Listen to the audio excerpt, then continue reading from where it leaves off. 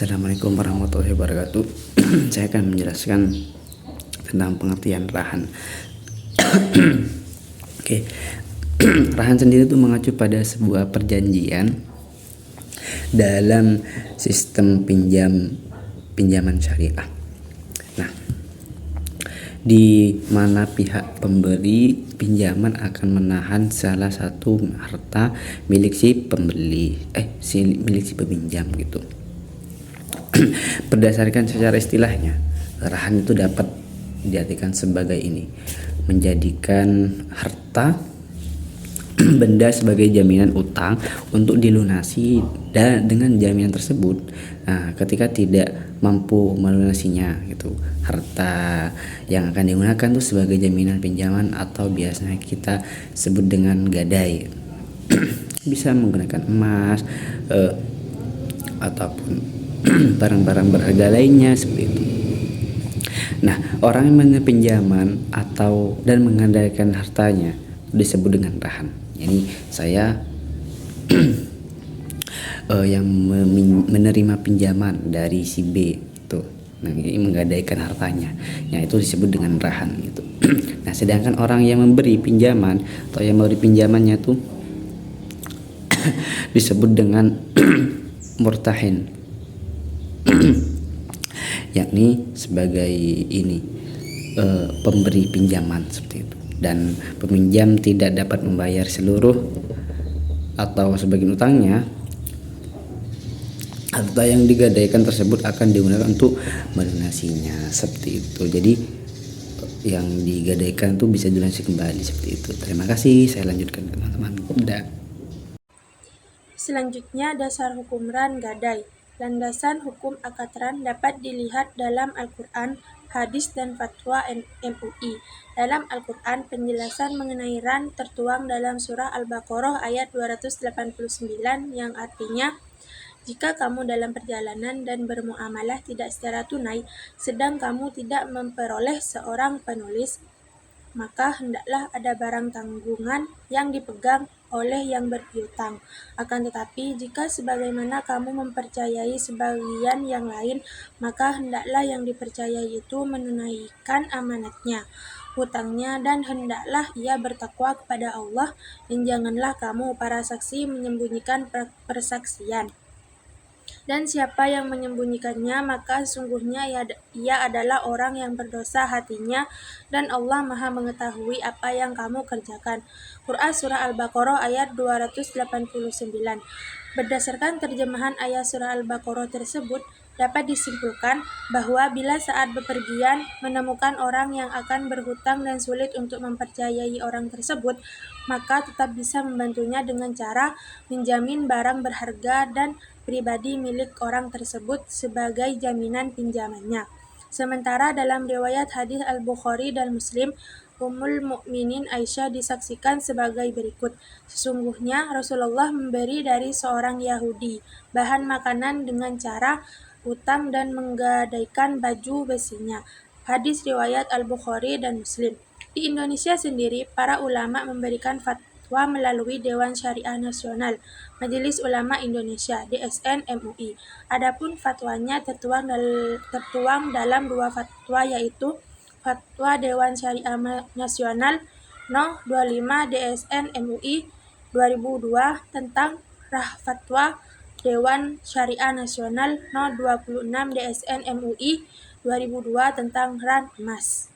Ialah rukun dan syarat rukun pelaksanaan rahan antara lain ialah yang pertama, marhun wajib menyertakan harta kekayaan berupa barang ataupun yang akan dijadikan jaminan. Yang kedua ialah marhun bihi, sejumlah utang atau pinjaman yang diajukan rahin kepada murtahin.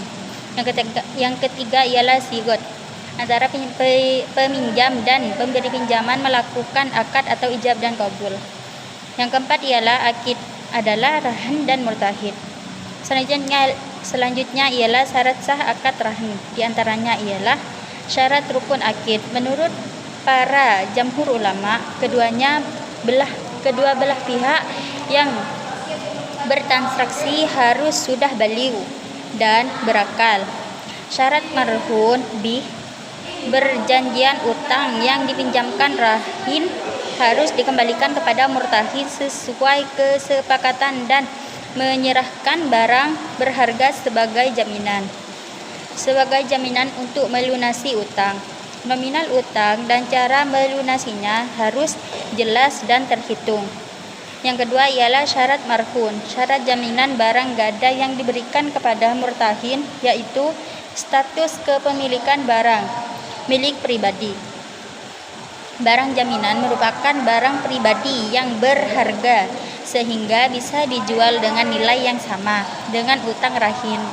Bisa dimanfaatkan sesuai hukum Islam. Barang dalam keadaan utuh dan ditunjukkan kepada murtahin.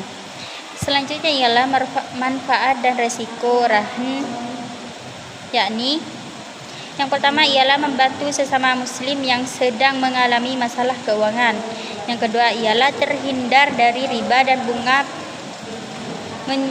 bunga menjamin keamanan dan dana penabung dan pemegang deposito, membantu masyarakat yang kesulitan dana, terutama di daerah-daerah. Selanjutnya ialah resiko. Yang pertama ialah resiko utang nasabah tidak terbayarkan dalam kurung prestasi. Yang kedua ialah risiko penurunan nilai atau kerusakan aset yang ditahan. Yang ketiga ialah barang gadaian hilang atau rusak karena kelalaian murtahin. Yang keempat ialah barang gadaian berubah menjadi barang yang tidak berharga. Yang ketiga ialah pembatalan akad gadai oleh pihak penggadaian. Sekian presentasi dari kelompok kami. Assalamualaikum warahmatullahi wabarakatuh. Baik, saya akan melanjutkan. Selanjutnya adalah contoh rahan dalam perbankan. Contohnya adalah jika seseorang memberikan perhiasan, sertifikat, atau aset berharga lainnya kepada bank sebagai jaminan untuk mendapatkan pinjaman non tunai. Setelah itu, bank akan menyimpan aset tersebut sebagai jaminan dan mengembalikannya kepada pemilik aset setelah pinjaman dikembalikan sesuai dengan perjanjian antara bank dan nasabah. Selanjutnya adalah jenis-jenis rahan atau gadai. Umumnya ada 4 jenis akad yang digunakan dalam bertransaksi rahan ini, yaitu akad ijarah, mudharabah, bai muqayyadah, dan qard al-hasan. Yang pertama adalah akad ijarah. Tujuan dari akad ijarah ini adalah sebagai peminjaman untuk waktu tertentu. Pihak murtahin akan menawarkan tempat penyimpanan barang bagi barang jaminan rahin. Misalnya saja seperti deposit box kepada rahin yang menggadaikan barang berharganya. Nantinya dalam akad akan tertulis bahwa rahin menitipkan barang jaminan tersebut di tempat murtahin selama masa pinjaman sampai lunas serta biaya sewa atas penitipan barang tersebut. Besaran ujrah atau biaya sewa ini disepakati oleh dua belah pihak. Yang kedua adalah akad mudharabah. Selanjutnya ada akad mudharabah yang digunakan mengajukan permohonan penambahan modal usaha atau jenis pembiayaan produktif lainnya. Ada beberapa aturan dalam berakad mudharabah ini, yaitu barang yang digadaikan bisa dalam bentuk barang bergerak atau tidak bergerak. Misalnya saja seperti properti rumah, tanah, emas, hingga kendaraan.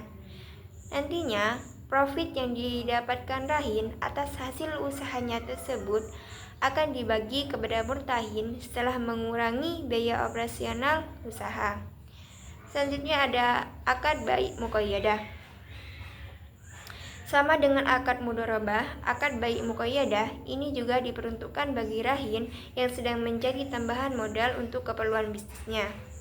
Dengan kata lain, pinjaman syariah satu ini bersifat produktif. Sebagai contoh untuk modal usaha, investasi, atau untuk membeli keperluan dan operasional bisnis. Dan yang terakhir ada akad qard al-hasan. Jenis akad terakhir yang digunakan dalam bertransaksi rahan yaitu akad qard al-hasan. Jenis akad ini diperuntukkan bagi pembiayaan yang bersifat konsumtif. Misalnya membeli properti seperti tanah, gedung, atau rumah. Pihak rahin memberi jaminan wajib membayarkan sejumlah biaya perawatan kepada murtahin. Adapun ketentuan akad qard al-hasan diantaranya adalah barang pinjaman berharga dan bernilai tinggi sehingga bisa dijual dengan harga tinggi sesuai pinjaman rahin. Pihak murtahin hanya membebankan pengembalian dana dan biaya administrasi atau biaya perawatan kepada rahin. Mungkin itu saja yang dapat saya sampaikan, kurang lebihnya mohon maaf. Wassalamualaikum warahmatullahi wabarakatuh.